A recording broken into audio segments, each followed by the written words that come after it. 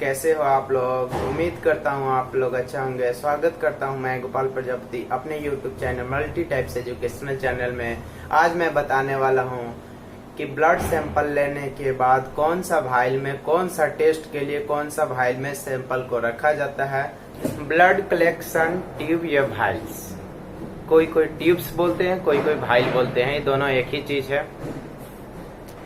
इसमें हमारा दो गो पॉइंट आता है, फ्लेबोटॉमी और फ्लेबोटॉमिस्ट है क्या।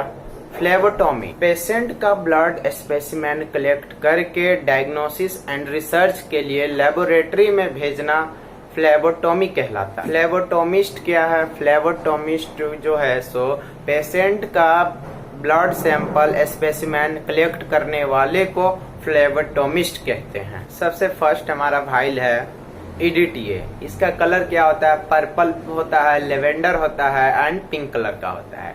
EDTA का फुल फॉर्म होता है ethylene diamine tetra acetic acid. ये जो है सो EDTA में एंटीकोगुलेंट होता है जो कि ब्लड को क्लॉट होने नहीं देता है। यही हमारा EDTA वो वाइल है जिसका मैं बात कर रहा हूँ। इसमें कौन कौन से टेस्ट आते हैं? तो हमारा सबसे पहले टेस्ट आता है CBC, कंप्लीट ब्लड काउंट होता है, ESR, इरेथ्रोसाइटेशन रेट होता है, HbA1c जो कि 3 महीना के लिए जो है सो शुगर का वो रेट एकदम वो देता है, रेशियो दे देता है कि कौन सा मंथ में आपको कितना शुगर लेवल कितना था, वो सब चीज सारा चीज ये इसमें आपको अगर शुगर HbA1c करवाना हो इसमें आप EDTA में सैंपल लेंगे। मलेरिया साइट यदि आपको करवाना हो तो EDTA में ही लेंगे।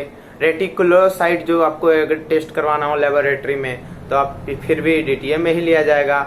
PTH जो कि पाराथायराइड हार्मोन अगर टेस्ट करवाना हो आपको तो इसी EDTA में हम लोग लेंगे सैंपल।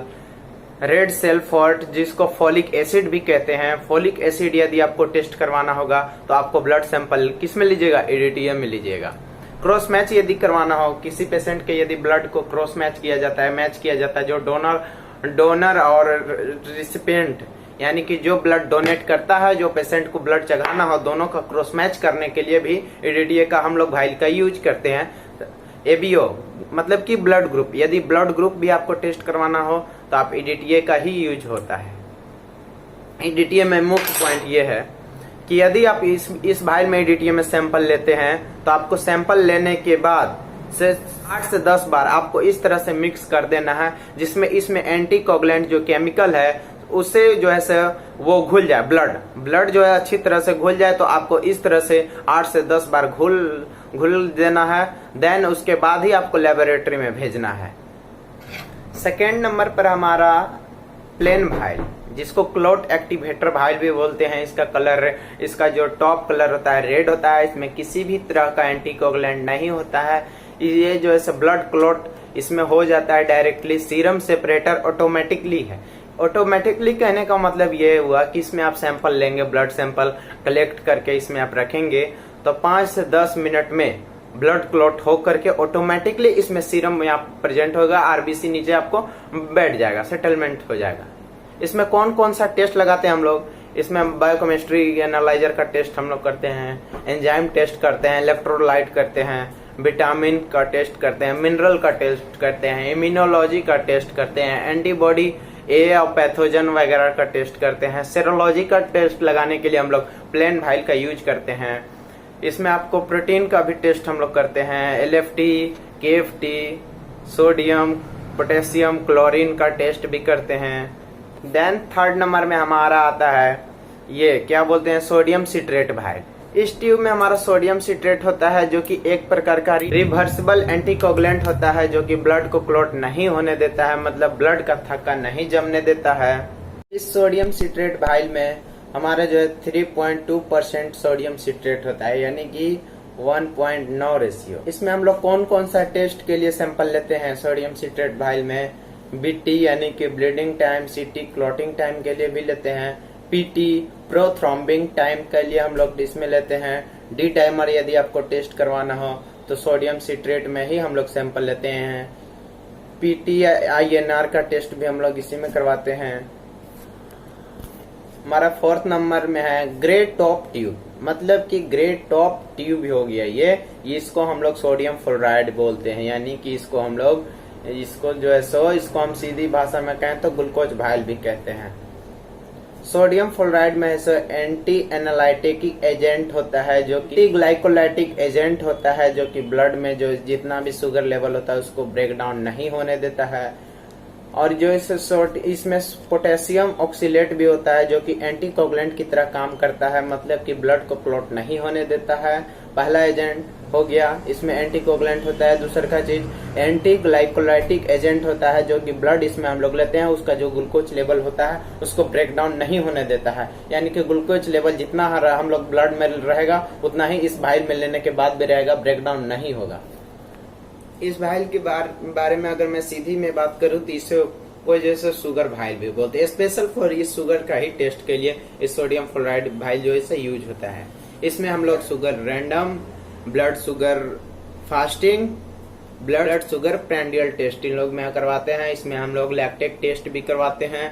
हमारा 5th नंबर में आता है येलो टॉप ट्यूब, यानी कि येलो टॉप ट्यूब को जेल ट्यूब भी बोलते हैं, एसएसटी भाइल बोलते हैं। एसएसटी का फुल फॉर्म हुआ सीरम सेपरेटिंग भाइल, यह सीरम सेपरेटिंग ट्यूब। इस ट्यूब में 2 एजेंट होता है, यही एसएसटी वो भाइल है जिसमें 2 एजेंट होता है, सीरम सेपरेटिंग ट्यूब होता है।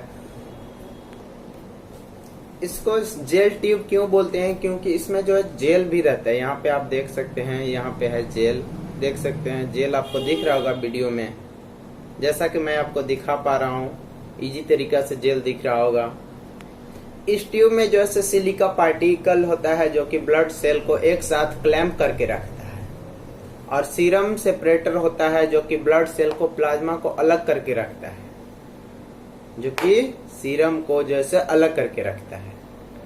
इस ट्यूब का ज्यादा हम लोग मेनली यूज करते हैं, जैसे लैब वगैरह अपना अगर आपका खुद का लैब है, ज्यादा दूरी आपको सैंपल नहीं भेजना है, आपको नजदीकी में भेजना है, तो अब तो आप लोग ये प्लेन ट्यूब से काम हो जाएगा। प्लेन ट्यूब से क्या होता है, सैंपल लिए 5 मिनट के लिए इसको रखें, ब्लड क्लॉट हुआ, सेंट्रीफ्यूज किए, ऑटोमेटिकली जो है हमारा सीरम निकल के आ जाएगा। लेकिन इसमें ये प्रॉब्लम है कि यदि आपको इस तरह से अगर इस तरह हुआ, यानी कि ये जो है अगर ऐसा है तो ठीक है, अगर ऐसा हुआ तो ये मिक्स हो जाएगा। लेकिन इस ट्यूब में क्या है, इस ट्यूब से भी सीरम ही निकलेगा, इस ट्यूब से भी एसएसटी भाइल से सीरम ही निकलेगा। लेकिन इस ट्यूब में ये है कि इसमें ये प्रॉफिट है कि इसमें आप सैंपल लिए, सेंट्रीफ्यूज किए, आरबीसी आपको नीचे बैठ गया, सीरम ऊपर आ गया। सीरम ऊपर आने के बाद ये इसमें फायदा है कि यदि आपको किसी भी तरह से इसको पटक दीजिए, चाहे क्या बोलते हैं इसको मिक्स कर दीजिए, इस तरह से मिक्स कीजिएगा, लेकिन ये कभी भी मिक्स नहीं होगा। इसका ज्यादा हम लोग मेनली यूज करते हैं बाहर को सैंपल भेजने में, ट्रांसपोर्टिंग में। जैसे मान लीजिए मेरे पास थायराइड का टेस्ट है, ठीक है, मान लीजिए मेरे पास थायराइड का मशीन नहीं है, तो हम लोग को बाहर रांची, पटना, दिल्ली सैंपल वगैरह भेजना होता है, तो हम लोग इसी एसएसटी भाइल का ही यूज करते हैं ताकि डायरेक्टली से वहां पे चला जाए और इसमें मिक्स नहीं होगा। और प्लेन भाइल से भी निकलता है, लेकिन उससे को हम लोग यहाँ पे यूज करते हैं क्योंकि वो जो है वो ट्रांसपोर्टिंग में काम नहीं देता है। एसएसटी भाइल से भी टेस्ट होने वाले सीरम एनालिसिस हो जाएगा, यूरिया, इलेक्ट्रोलाइट, सीआरपी यानी कि C reactive protein, LFT liver function test, KFT kidney function test, RFT renal function test. Renal function test को ही किडनी फंक्शन टेस्ट बोलते हैं।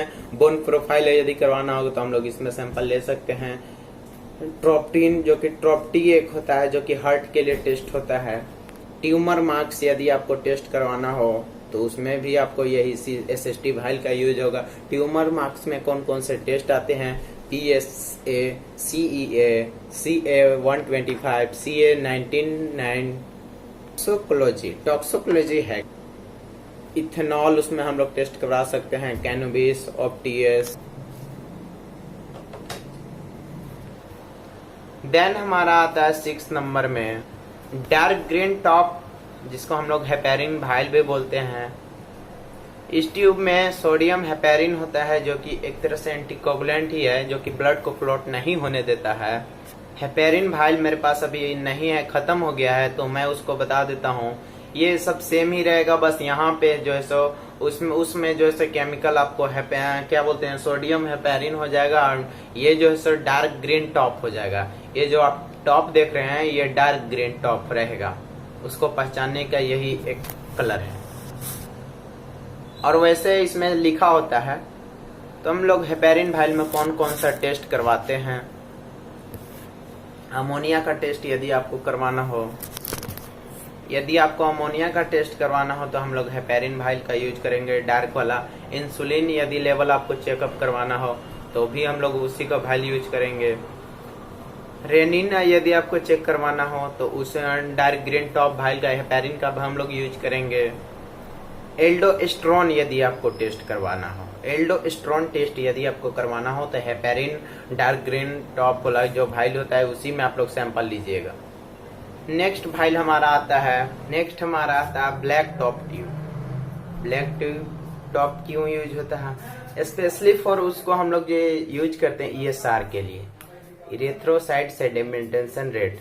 कौन सा मेथड, वेस्ट्रोजन मेथड। ये से आपको यदि ESR करना हो तो आप लोग ब्लैक टॉप ट्यूब यूज करेंगे, यानी कि जो वाइल आप लोग यूज उसका ध्यान रखिएगा, जो कि यहाँ पे जो कैप होगा उस कैप का कलर क्या होगा, ब्लैक होगा।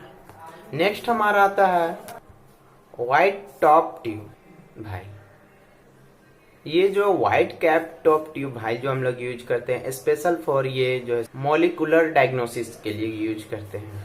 PCR का यदि आपको टेस्ट करवाना हो, यानी कि पॉलीमरेज चेन रिएक्शन, जो आप लोग पढ़े होंगे शायद, क्या बोलते हैं 11th या 12th में भी था।